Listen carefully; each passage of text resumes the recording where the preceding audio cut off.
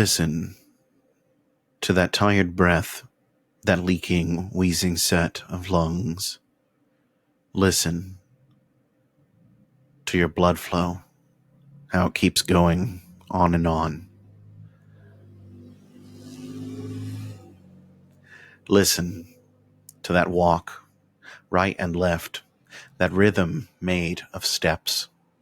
Listen to your body, a miracle of science, obeying all the laws, yet always gives defiance. Listen to your heart, that is the beating where life stops and starts. Listen to your mind. I know you listen all the time. Listen to your feeling. That is where faith becomes believing. Listen still, or whilst in thrills, there's always more to hear. Listen to your fears. From yesterday or yesteryears, listen, and they heal. Listen to just a flower. A special podcast only lasts an hour. A rambling man who has no plans, just a wish to be comfy while we're here. Listen to it all. A wondrous sight. A plethora of delights. Even when you hear nothing good, that's the magic of listening as you should. Alrighty, we're here. I'm back. Episode 7 of Just a Flower podcast. I hope everyone's been okay. School year started, and I had a lot to do. So it was a lot of running around, making sure kids get to the new school, and we're happy with it. It's family, and I'm definitely a dad first and foremost. So I don't do a lot of the podcasting all the time. When I can't get to it, I don't get to it. That's the bottom line, and I'm not going to apologize for it. Although I feel bad that I haven't done it. It's a little too harsh, really, a judgment from the guy who's doing it himself. Everything is still good. I got my books, they're still out there. If you guys want to support me directly, just buy one of those, man. 114 Quixotic Visions or Gray with an A, to my wife's chagrin. It's been 3 months, guys. It's been 3 months, and I've been very busy. I've been writing.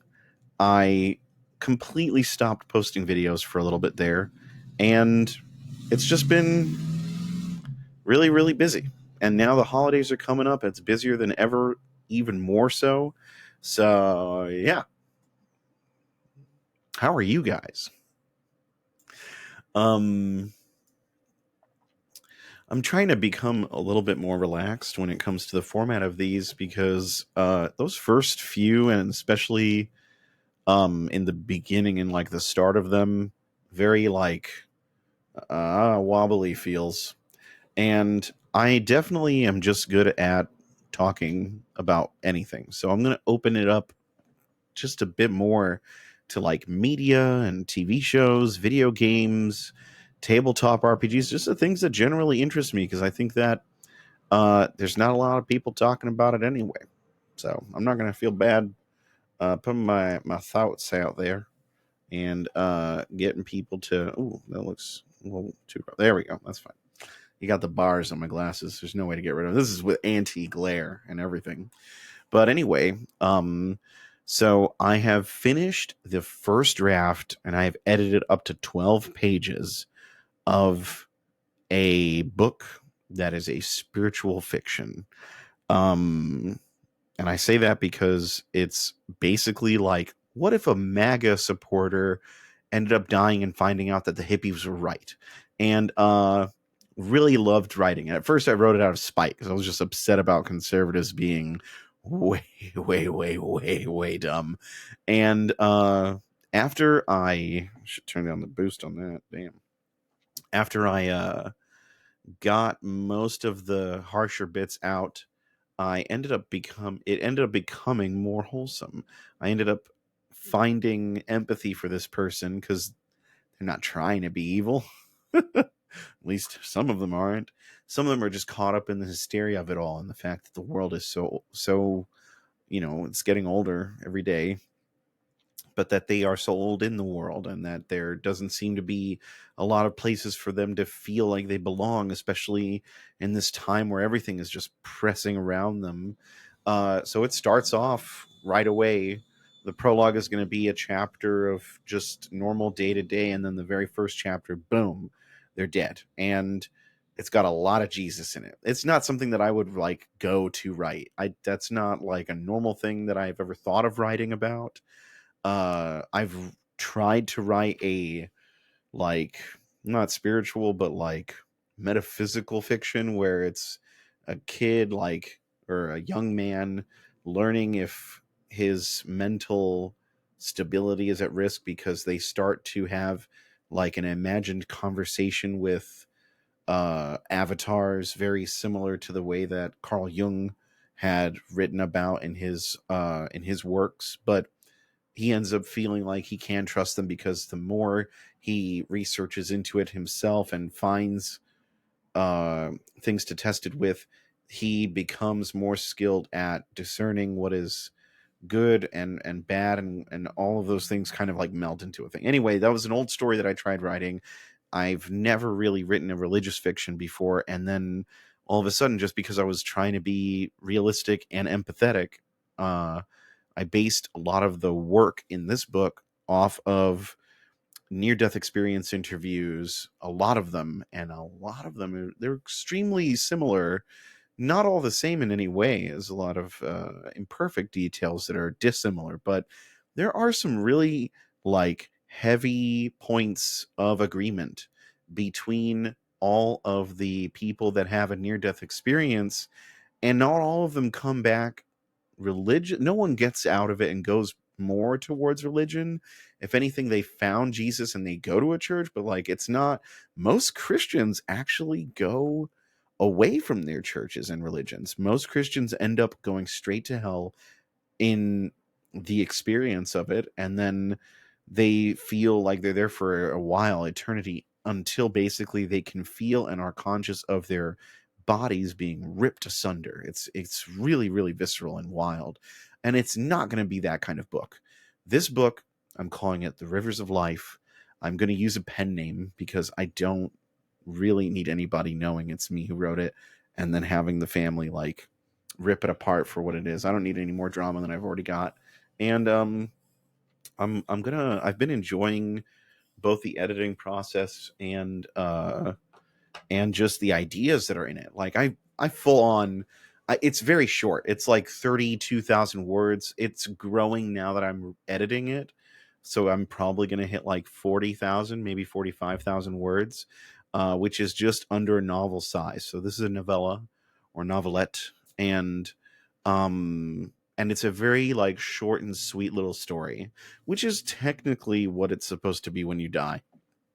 A lot of near death experiencers and those who delve into this kind of rabbit hole, they end up finding that it's really short, the trip from here there, and that it's a cosmic heaven, and it's everybody goes to the same place, and it's fucking orgasmic the whole time, and that's wonderful and it's beautiful, but it's not something human beings can even ascertain or comprehend. So I'm not even going to go there. It ends right when she's about to get in there, and the whole book is just her journeying through getting to know herself and having final conversations with the last people in her life. And she don't even worry about the will or any of that shit. We don't do any of that family drama. All of this stuff just kind of takes care of itself.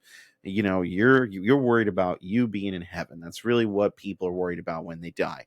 They're done with everything else in the world, because who wouldn't want to be, right?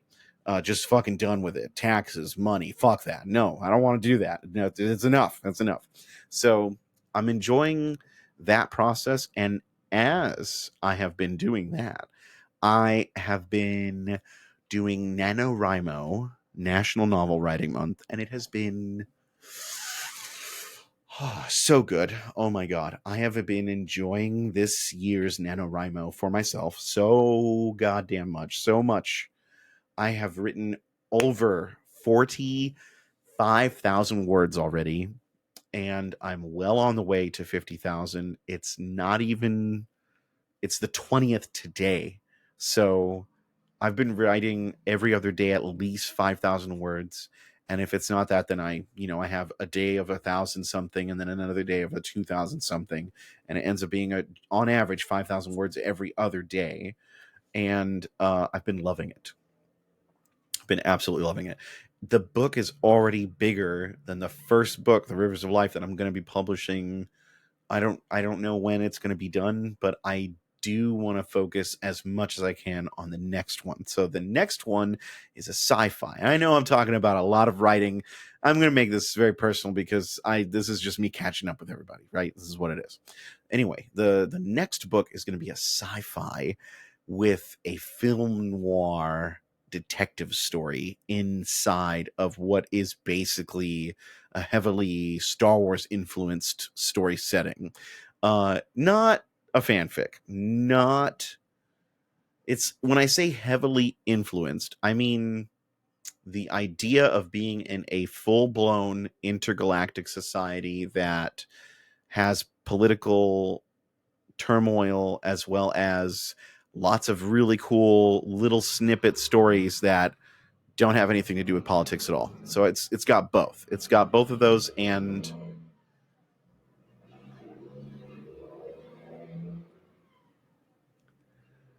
I want to live so far away from this city. It's not even funny. Oh my god. But anyway, I've been focusing on this. It's a lot of world building right now. I'm not even done with the first act, and it's already huge. I'm only 8 chapters in, and it's already huge. The first chapter alone is like 30 pages long or something. And I know that there's stuff I'm going to cut out of it, but I also know that, sci-fi requires quite a bit of world building. And so I'm just doing the best I can with this draft. The first draft of the first book of Rivers of Life didn't feel that cantankerous. It felt very uh mild. I don't know if that's what I should use. It's exciting. There's a lot of like drama going on in the first book, but when it comes to pacing and filling things in, there's so much more explanation about the world itself, and there's also a lot of action that both of those together make for an additional 10 pages for every chapter almost. So I'm just and I've been skimming those first 8 chapters going, wow, why is this so long?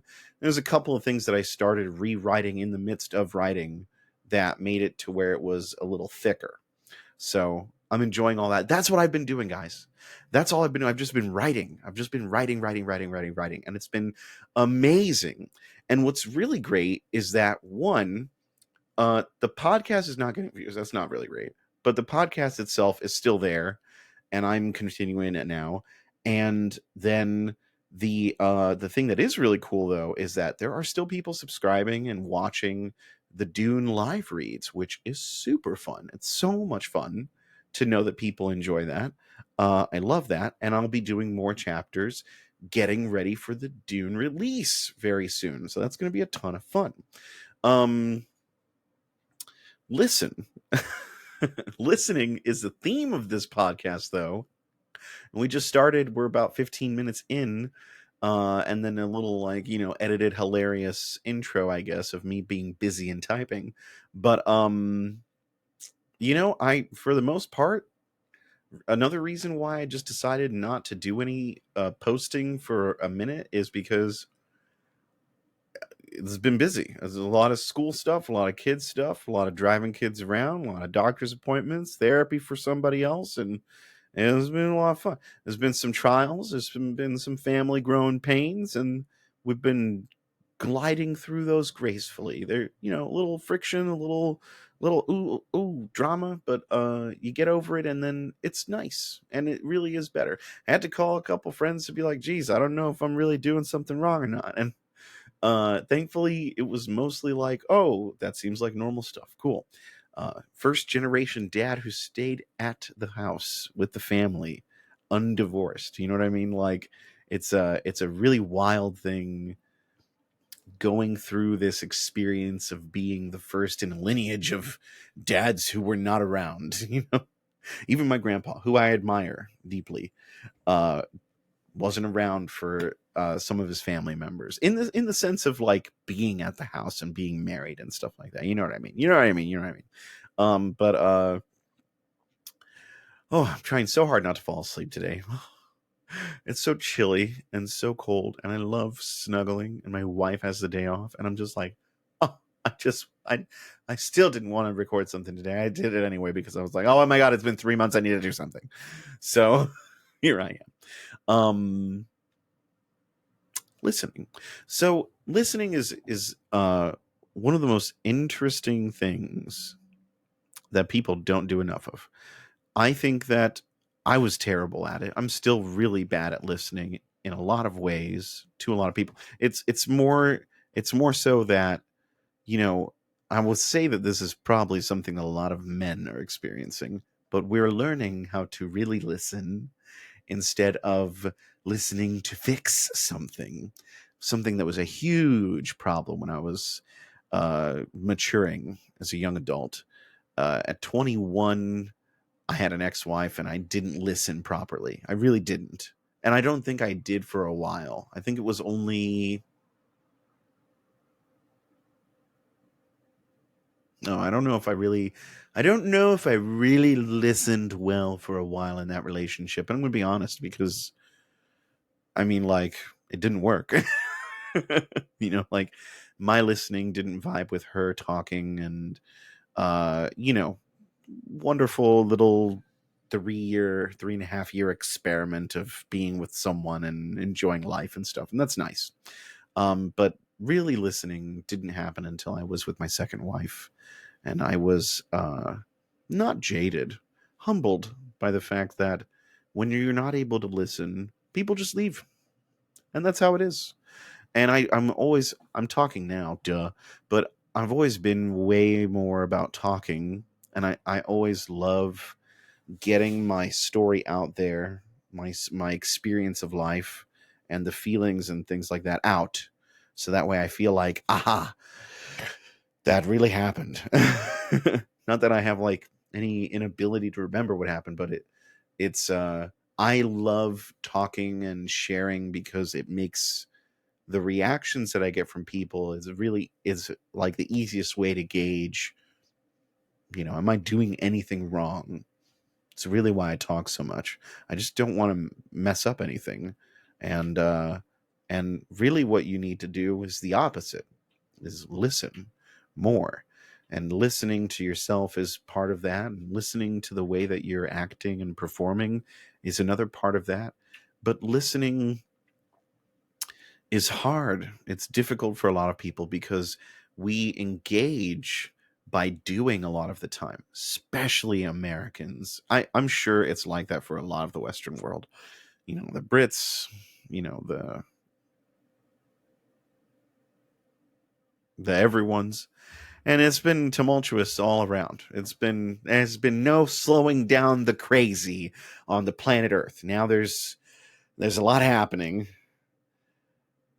not in America. And a lot of Americans have a comment or two about it, and it's a very delicate situation. And you know what I'm fucking talking about.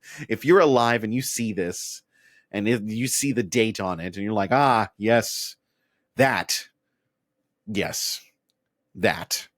And I don't even want to mention words that lead to that thing because, oh my goodness, like it's just an absolute disaster. It's tragic on every single front. It doesn't matter who you are. It's just wrong and bad, and there's so much in there that I can't even start talking about it because I'm so young compared to the situation itself, and looking at the situation from all the angles throughout history, it just makes it more confusing. It's ridiculous. So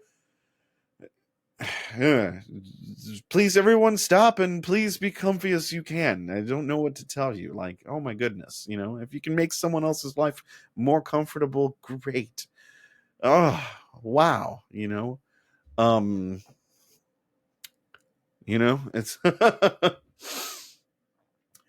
anyway, um ugh, yeah, so that it's just hearing all that, just being around all that, just all of that in general. Let's just try to listen to everyone we can. And if you can't, then don't. Just listen to yourself and go, oh, I can't do this. I'm going to go away. It's fine. It's totally okay if you can't listen. It's just like when you're out there in the world, try to do it more often, right? Uh, because it's a problem that a lot of people, myself included, have. We're just bad at listening. We're terrible at letting people speak uninterrupted because they start talking, they say something, a brain says you got to say this thing. ADHD brain is like, you now you have a thought, you have to say it, and you want to get it out as quickly as possible, otherwise you'll forget it. But really, that's a wonderful filter, because if you forget, then why? Maybe you shouldn't say it. You know, it's like that happens a lot. Anyway, yeah, it's been a fantastic time. I've been doing my meditations here and there. I hope everyone is breathing. I hope everyone is breathing fully with their whole big belly chest breath, just a whole barrel of air inside of that body of yours. I hope it's pushing everything out, and I hope it's keeping all the good stuff in, and I hope you're all breathing wonderfully. If you don't realize how important breathing is, you haven't watched my podcast, obviously. But if you have been, it's great. And if you've been listening to yourself, that's awesome. And if you've been wishing optimistically, that's amazing. And if you haven't been able to do any of that and you say, oh, there's so many excuses, well, fine. Fine, that sucks. I'm sorry. That sucks. I hope everything gets better. I hope that it all works out in the end. I hope that you can rely on yourself. And if not, there are other people to rely on around you. And that's a good thing. And yeah, anyway, have I pissed anyone off yet? Because I feel like it's liable to happen at some point. It's just a thing that just spontaneously occurs. Someone being upset about somebody else talking about stuff. I could probably say the nicest thing on the planet Earth, that I hope that all of the teddy bears get all the loves and kisses from all of their little kiddos that are holding them. And someone's going to go out there and be like, that's fucking disgusting. Don't say stuff like that. Fine. I'll just never talk. It's I'm actually really happy to say there's not any kind of drama happening from my end or on this channel or anything. It's been really good. And I've been thinking up pen names for that first book that I've got released, so we will see how that goes. Other than that, man, so many things happened while I was gone, or while I haven't been producing content. The Barbenheimer experience has come out. That's going to be really neat. I missed it. Too bad. Don't really care. Oppenheimer looks like a great movie. I can't wait to see it. Thankfully, everything is going really well. And life-wise, we're planning for next year's home improvements and other things that are happening. So I'll probably be in a different room by the time tax season comes around next year. That'll be really fun. Probably a season 2 there. That'll be neat. Let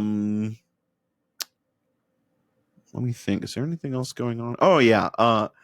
Man, I had this thing going on where I was like crazy trying to make 5e modules and campaigns, and I was really interested in like the Greek campaign for some reason, and it was just a phase that I went through, and then I quit because, well, it didn't quit. I finished a single one shot that was it utilized a lot of the MCDM Patreon Arcadia zines that are just like the best content for D&D 5e that I ever have had in my life. And I have all of the issues. I have 29 articles. I have 29 publications of these articles, just filled with articles on supplements, characters, NPCs, retainers, locations, modules, like little tiny one shots that you can string together. I mean, you could basically make a campaign out of what they've offered already. And it was so much fun going through that phase. I went through it for about a month, and now he's working on his own RPG at this point. It looks fantastic. I really wish I could get like Flea Mortals and Where Evil Lives. I have Flea Mortals, actually. I got Flea Mortals, but I haven't gotten Where Evil Lives, and that looks like a fantastic, just absolutely fantastic supplement. They show you the table of contents. It's about, I'm going to be wrong, but I'm remembering the number being around 15 dungeons. It could be 20 though. I think it might be 20. They gave out like a free level 5 and a level 10 or something like that, but each one is a level, and it's not all one campaign. It's all very different, but it's just that the organization and the skill for publishing in that group that creates that stuff is fan fucking tastic. It's so good. I really wish that other studios and really, I don't know enough. Like I grew with the Matt Colville channel, learning not how to DM, but learning that I could do it well and believing in myself. I had a huge self-esteem issue, like, still. And so uh in 2017 I was watching those videos, got enough courage to start a campaign, and I've been told I'm good at it. Like I've got the charisma, I've got the acting and the role playing thing. Combat's weak on my end. I see quite a bit. The party will just decimate the enemy, but a lot of that is because of the unbalanced nature of 5e. So these flea mortal um monsters are the best because they're very much like balanced for 5e. It's a lot of fun. And then they get like tactics and stuff. Like, oh, I did a whole one shot where it was just minions for a little bit. But versus another issue talked about a level 0 starter to a campaign where people have 4 regular civilians, and all of them, they face regular level 1 challenges, so very quickly it becomes a meat grinder. And that's what they called it a funnel session, where you're just pushing civilians through, making random stats really quick, and making a character out of them. You get attached a little bit, and boom, somebody dies. So it was so much fun. I ran that 3 times with 3 different groups, and it was so much fun. And then at the end, right, I utilized the heroic champion um, duo intended. My God, what is? Sorry, I used the heroic warrior stat block to give the remaining civilians who defeated the puzzles of the gods, because the Greek campaign setting, they overcame the tests of the gods, that they they grabbed these magical items, and boom, instantly a level of heroic champion. And they decimated these minotaurs that were in the middle of the entrance, and the minotaurs were like there were still people there. So somebody was like splitting their little party of 4, and a few people were left behind. The minotaurs started waking up as soon as somebody grabbed one of the things, and they were like, oh shit, we've got to leave. And this thing killed like 3 civilians like right away, and the other one was getting ready to attack the other ones. They couldn't fit through the maze, so they had to go through the labyrinth. And but while that was happening, skeletons were like wandering around after the minotaurs woke up, killed all of those guys too. So it was like, oh my God, it was like slowly watching everybody die, after most of the player characters are like, yo, I thought we were doing it smart. It's like, no, bro, those I mean, come on. Everybody knew the minotaurs were going to wake up. They just didn't know when. So that was fun. I had a great time doing that. Um an amazing time writing. I had a big writer's block for a minute there, for a couple of months. It was earlier last month. It was like midway through last month. I started writing again. And then once NaNoWriMo came up, I was like, ooh, it's time. Let's go. New book. And I finished off a short story that became the first chapter at like 12,000 pages or something like that. Sorry, not 12,000 pages, 12,000 words. Oh my gosh. It was like 70 pages. And then, or a little less than that. And then second chapter, just as long, but more detective scene. And then I have a structure now that is perfect, and it's just hashing out those details. discovering what would be fun and what's needed and what's being called for, and playing that little juggling act of, is this good, is this bad, trying to figure it out while I'm doing it. And it's been fantastic. So I'm having a ton of fun. This is all the last 3 months. Mm. Mm. Here I have been rambling the whole time about random shit, and we haven't been talking about listening at all. Why? I'm gonna do so much less formatting on this stuff, man.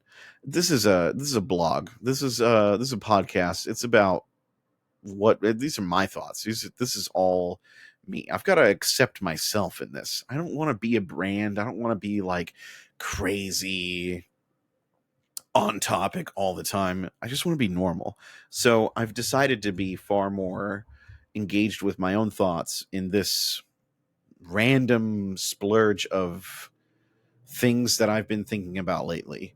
And I think that's fine because people, at least from what I can tell, like listening to the random shit that I say. You know, love to get interviews going. Have no idea how to really find people who are interesting enough to do interviews with. I know some interesting people, but they're not like known. You know what I mean? I do know somebody who did the cover art for this right here. I did this one, but this one over here, this one, this guy, he's a genius. I can't wait. I'm gonna totally interview him on this podcast someday, and pick the shit out of his brain and be like, "Ooh, these turds, they smell so good. Manure, blam, forest of flowers. Look, instantaneous growth. It's amazing." But David Luna, the artist in question, is working on a comic that is glorious. It is so nice. It's it's hard to explain and define. It's not like other comics. It's sort of its own thing, but it's basically taking the nostalgia that we feel for all the old time cartoons, and even ones that are older than our generation, that were just there and we saw in reruns, or while learning about where cartoons even came from. And he takes that nostalgia and love and he applies it to similar-esque and some very real open domain, open source, not open source, but non-copyright infringing characters that do exist, whilst putting in a bunch of Easter eggs and references to things that all have to do with cartoons in the industry, and how it's this huge metaphor, not only for how cartoons became what they are now, which is this very heavily homogenized, very, very like phone in, oh, we need this kind of character, we need that kind of character. It's all trying to fill vacuums from the characters of before. And those original ideas were natural original ideas that were fallen in love with. Did all of the first ideas become amazing? No, there's always a few that people didn't really vibe with. But this story is about how living cartoons exist in today's time, and they're all in this thing called the clock, the cloud. And I'm just really eager for people to see it, because I've seen it. The guy has given me top secret visuals, and I love them. They are so cool and there's emotion in every character's face that I haven't really seen in a lot of other comics. And I'm not a crazy big comic nerd, but I'm a nerd enough. Check this out. Give me a second. All right. So a while ago, this is way while ago.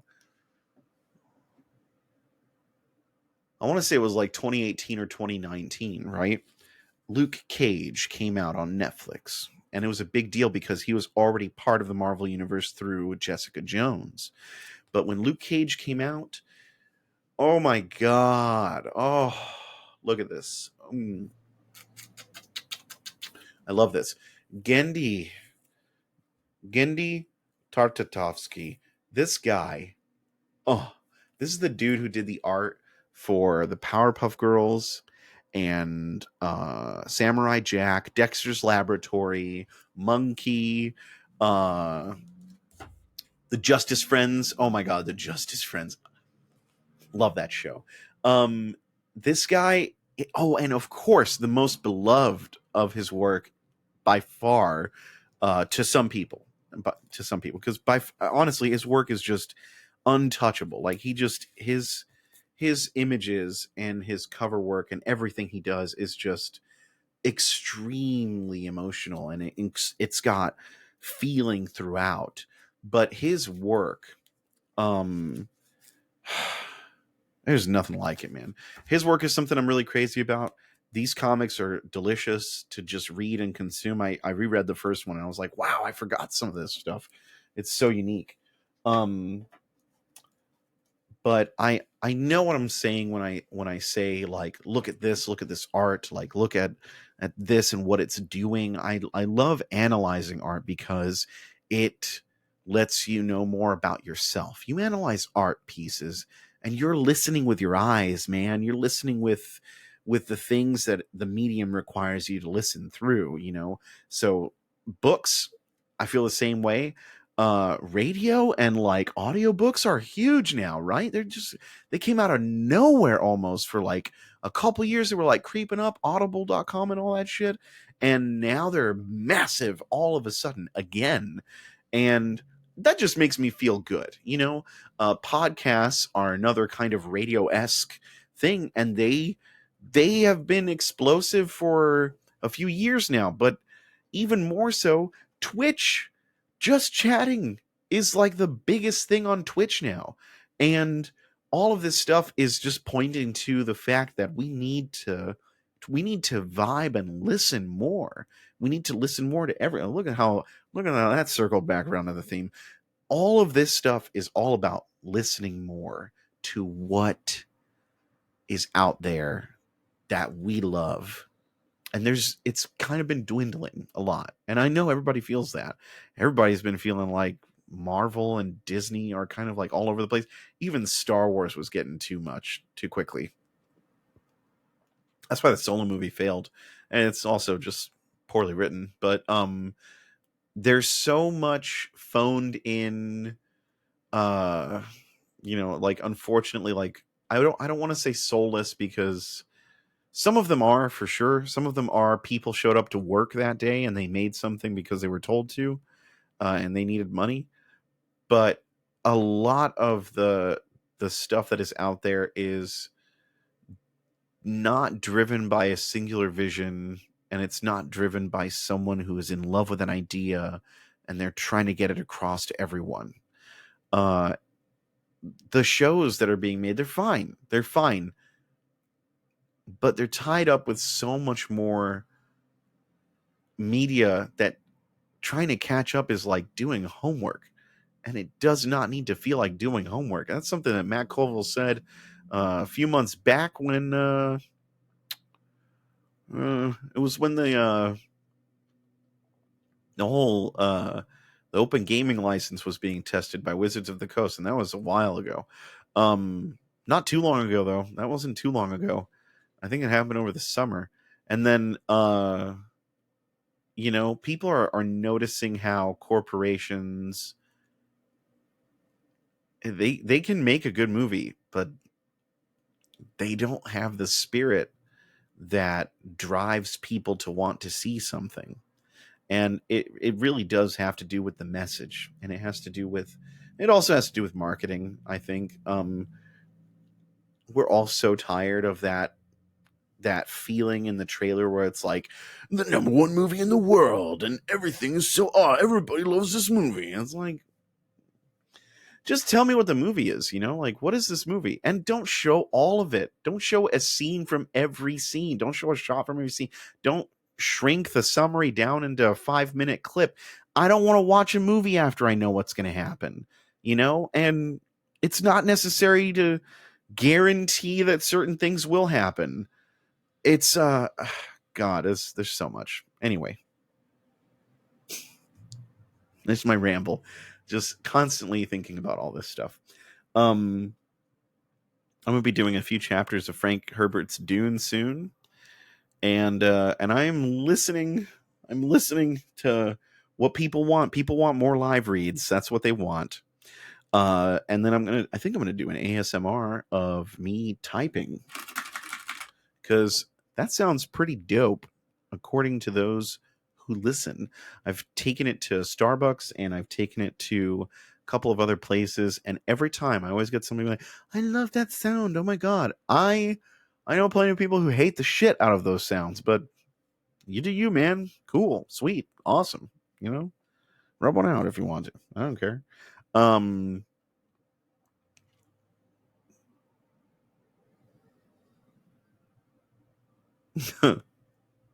yeah, listening.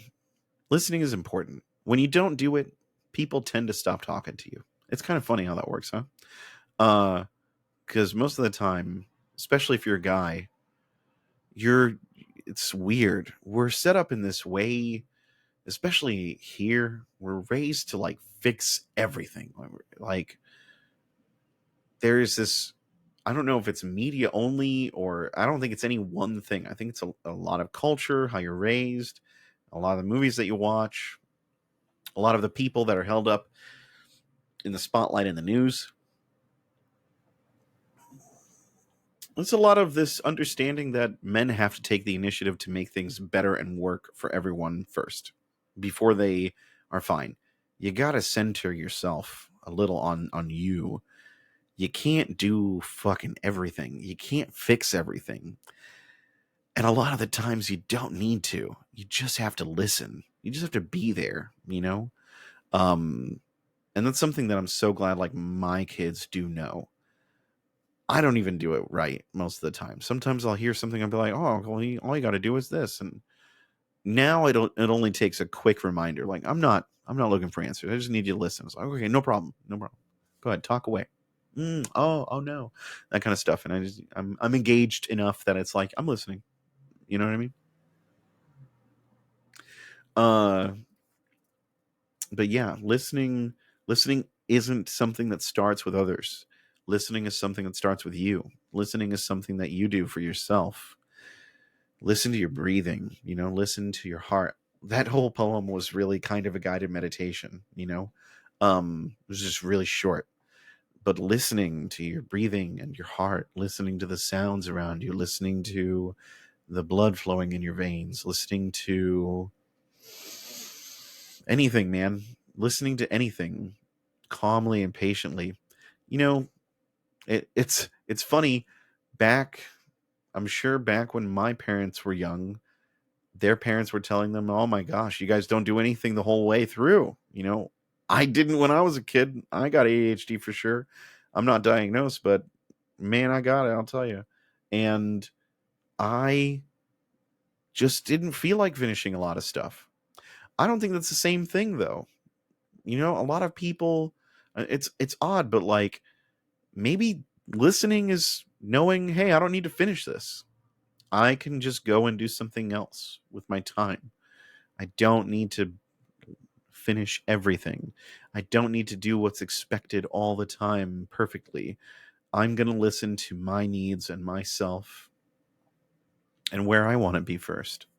And that's good. That's a good thing. You should listen to yourself. I feel like I've talked more in the last 12 minutes than I have in the first 45, right?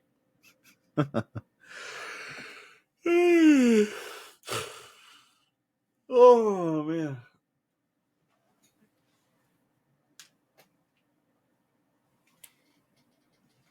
Ah. Oh, my eyes looked red there for a minute.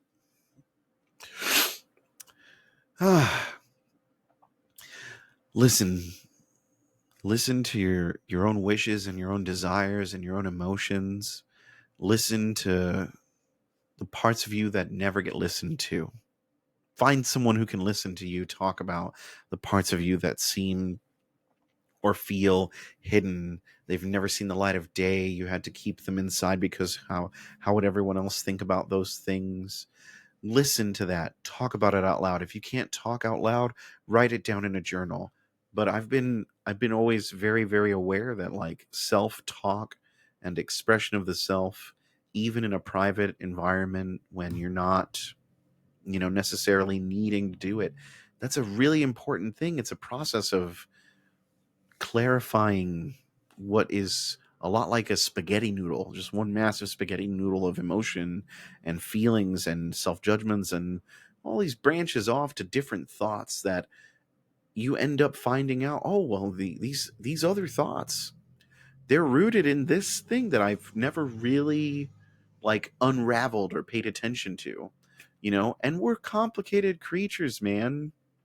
We're complicated, not in overtly like impossible ways, but we're complicated in the sense that naturally we become more complex as time goes on and as we evolve, as we become better, thicker personalities with layers to us, both emotionally and psychologically, and in ways that are amorphous, currently unknown to us. So taking the time to help yourself and help focus on yourself and clarify yourself and kind of untangle the noodle that makes you who you are, that's so important, man. You got to do it. You got to do it. Everybody's got to do it. If you don't do it, it's not going to feel great. I'm just saying, that's what my experience is. And sometimes you'll find in the noodle, in the untangling, the reason that there's a tangle spot will sometimes be because you're pulling too hard, trying to fix it, thinking that the tension is good. No, it's you got to let go and loosen it up and restart from the beginning, or start on a different end, focus on something else. And I'll get, now this is going to get a little bit more personal, but I'm not going to get too into the details. No trigger warnings needed. Uh, as a dad, as a first generation father who stayed, right? Um, and I am a stepdad. I totally skipped a few years for some of the kids. I've skipped a lot of years for the oldest one. But the thing that I have found is, the natural instinct when it comes to being a father and fatherhood is like, oh, I've got to fix something. I got to do it now. I got to teach them the same thing. Don't wait. Do it now. Don't take a break. Do it right now. And there's a very heavy, like, controlling aspect to that. And I have like some version of OCD. I haven't gotten diagnosed either. I'm going to go to therapy later. Okay. Don't worry. I'm not perfect. I know. I'm going to go to therapy some other time. It's going to be later. Literally asked a therapist if I, should do it. And she was like, it always helps. And I was like, okay, cool. I'm ready. And she was like, oh, we're waiting for this one guy to finish his PhD. And I was like, ooh, I get the fancy therapist. Sweet. Um, but besides that, I know that, like, hold on, I missed it. I'm losing the thought.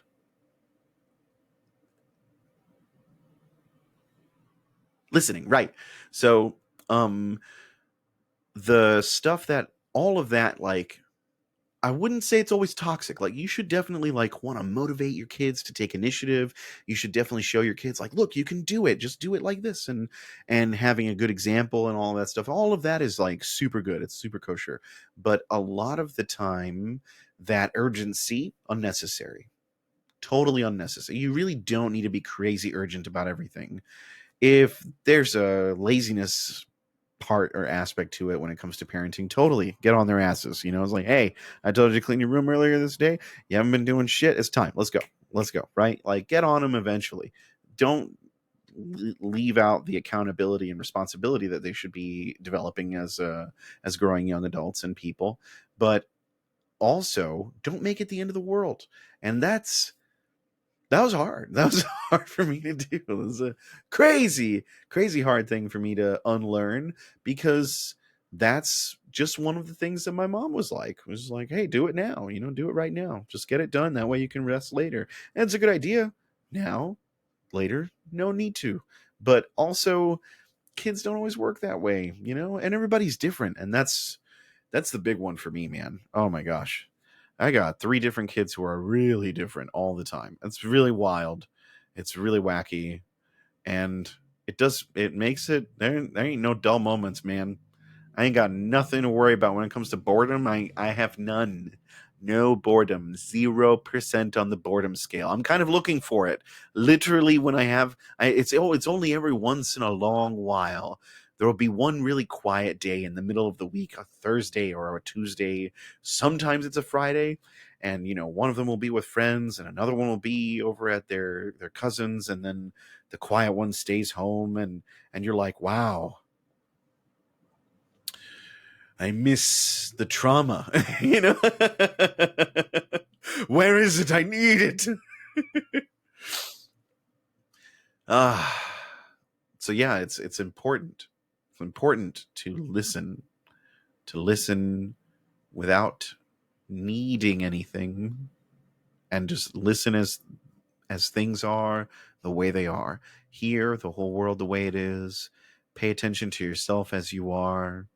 And you know, it's weird, but like, you don't do it enough until you really need it. And then when you really need it, you've done it and you're like, wow, I really need to keep up with that. And I've been off of the uh super strict version of Shambhavi Kriya.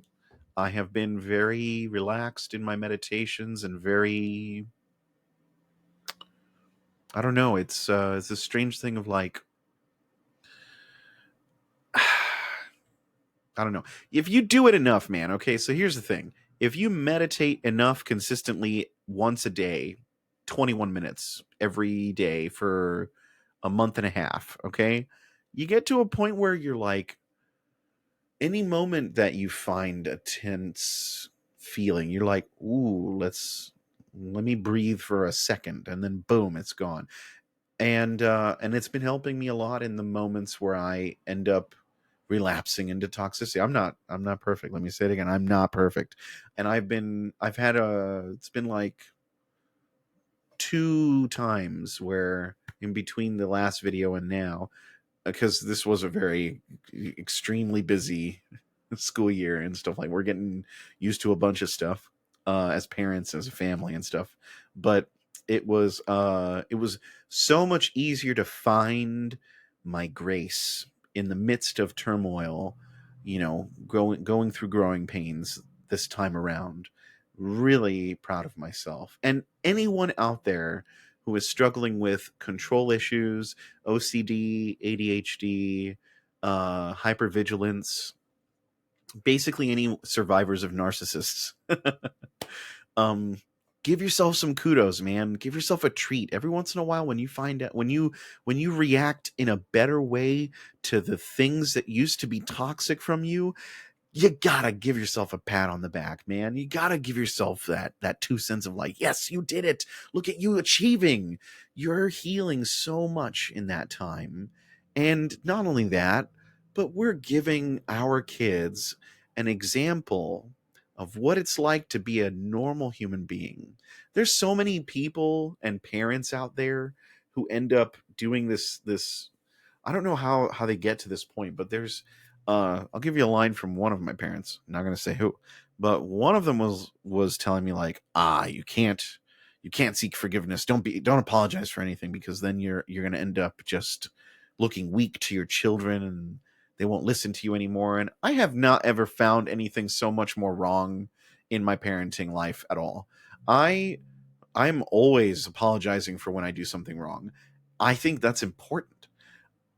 Otherwise your kids won't learn how to take a good apology, right? Like, and surviving narcissism, it ends up making you overly apologetic constantly. But I didn't get that bad. I was just like, anytime that I really mess up and I really feel a regret for an action that I've exposed my children to, I want to make them know, that thing that I did just now, not okay, not normal. I don't want to do that anymore. I'm going to try harder not to do it, right? And uh and listening is part of that. Like, seriously, like, listening is listening is so difficult for those who want to control everything. But the more you listen, the more you try to listen, to just hear it. Just hear it. Don't say anything. Don't have a thought or opinion about it immediately. You don't need one. Sometimes some things are hard to hear, and you just got to let it soak, you know? So just listen, just be chill and stuff, and it'll all work out. And that's all I really wanted to talk about today. Besides the shit that I'm going through and all of the writing and the exciting things that I've done in these last few months, and how cool everything has been on my end in life. And knowing that while it is cool here, while everything is fine right here where I am, there's fucking hell going on across the world, which I think I've touched on that almost every episode. There's always been like one big holy shit thing going on that is crazy intense, and just shit that does not make anyone comfy. So that's something else.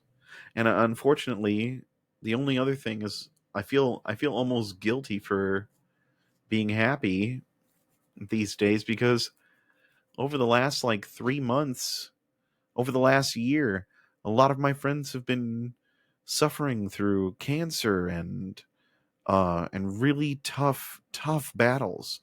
Two of my friends are in remission though, and I was so happy to hear that. But it just doesn't. I feel like there needs to be a state fight, and I say state because we're poor, but like a broke, not poor, fortunate broke. But there's like I gotta remind myself, like there's a difference. Like poor people don't have nice things. Broke people can keep nice things. You know what I mean? Anyway, um, one of the one of the things is like seeing my friends go through these battles. Sometimes we don't even know what it is. It's somebody sick for no reason, and it's terrible, and it's like and and I feel terrible that I'm having a great time, because it's like, God, we're in the same planet, we're in the same zip code even, and you're having the worst time of your life and I'm having the best time of my life. Like, it's so unfair, I wish I could give a chunk of good from my life and just like throw it, just like slap it on their faces and be like, there, you're good now. And it just doesn't work like that. It sucks. God, I wish I could just wave a wand around and just fucking deal with it. Ugh.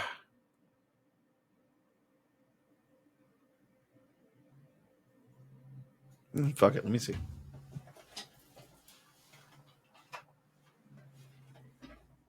I got this as an anniversary present or Christmas present a long time ago, as a little wand. La. It's made from pine wood, and it was made by a witch, and she was cool because it was weird. I envisioned it being like this very Count Dooku style wand, if you will, and that's exactly what I got, which was wild. It was so much fun, and I now bless you, poke, with the blessing poke. And now you will be healed, and all of my good vibes will rub off on you, and it will not deter my life in any way, but you will become more succinct with the good vibes. You will synchronize with the miraculous, and you will have more health and fortune in your life for all of time. Oops. I did an evil laugh. Hopefully that doesn't fuck anything up. Another poke. Boop. Blessing. There. Magic wand used. And and I hope that God, if at the very least, if all of my friends could laugh, that'd be enough. If you guys can just figure out how to laugh, I'd be happy for you. And if you can't, then God, my heart goes out to you, because I get it. I don't get it, but I see what people are going through, and I often wonder, like, man, I just want to help so bad, but we can't all the time. And this is specifically to my bros out there, all those dudes who are watching this shit because I've got a beard and glasses and have some Dungeons and Dragons shit and talk about writing every once in a while and Star Wars and all that stuff. It's not our job to fix the world. It really isn't. I still have a messiah complex in my mind, because I was so ready after being raised in a broken home, in a divorced family. That's what I meant by broken. It sounds so much worse than it really is. But being raised in a divorced family, seeing what narcissism is like, seeing what it is to have undiagnosed ADHD and OCD, and still coming out a good guy everybody I talk to says, "You're such a good guy." Everyone I talk to is like, "You're so nice. You're so easy to listen to. You know, you talk so much. You're so passionate. You've got so much in you, and you're so creative, and you see art very clearly and all that stuff." All of these amazing things that people tell me are so nice to hear and so wonderful, and I love them. But I really, really wish people would know that it is, it's not easy, and it's okay. It's okay to not, for it to not be easy. And I'm not great at everything, and that's good, because being great at everything makes it very hard to relate to people, because most people are not great at everything, you know? I felt very alone in my past only because of the creative stuff. And now that I'm actually working, I've found more people who are like me. And that's part of listening too. You've got to listen to yourself. You've got to listen to the truth inside. And if you want that to change, you have to start listening to something different every day, regularly. And it can be you too. It can be a version of you that you're trying to get to. What would this version of me that I love, that I really would love to be, how would they act to this? I did it the other day. It was wild. I was, here's a cool hocus pocusy experience. I was, it's 111. Wow. I was focused on negative stuff. I was having a negative time, and I was like, oh man, why am I so negative? And I was like, no, I am going to think positively right now. I'm going to think positively right now. How can I think positively right now? And it felt like goosebumps were happening in the inside of my skull. My brain, I had this wave of like release of tension, and my mind just let go of all the worries that I had. And it was so clear and so succinct and so palpable that I said, ooh, I've got to do this all the time. I got to do this a lot. And I just said, no, I believe better is happening already. That's all. And it's always different. It's not, that's not going to work for you. It's not going to work for everybody else. It's not going to work for my neighbor. But like all of the, it's a little bit of trying.